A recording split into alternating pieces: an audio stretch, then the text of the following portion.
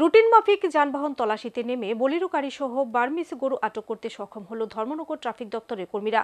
ঘটনা আনন্দবাজার নাকা checking point এলাকায়। যদিও ট্রাফিক পুলিশ কর্মীরা গাড়ি সহ বার্মিজ গরু আটক করতে সক্ষম হলেও কাউকে গ্রেফতার করতে পারেনি।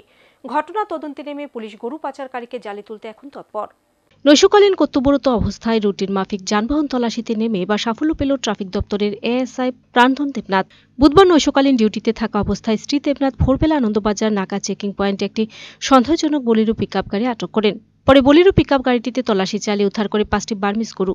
তবে পুলিশ দেখে গাড়ির চালক পালিয়ে যেতে সক্ষম হয়। জানা যায় গাড়ির মালিক রামনগর এলাকার বাসিন্দা করিরেন্দ্র মালাকার। উত্তর জেলায় পাচারকালে অবৈধভাবে গরু ধরা পড়লে গাড়ির মালিক বা গরু পাচারকারী রামনগর এলাকারই হয়। পূর্বেও একাধিকবার এই এলাকার গরু পাচারকারী এবং গরু বোঝাই গাড়ি চালক আটক হয়।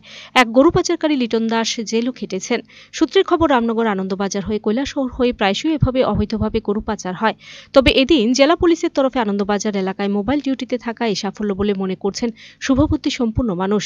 তা না হলে সাফল্য আসতো না। Video report, search India TNN।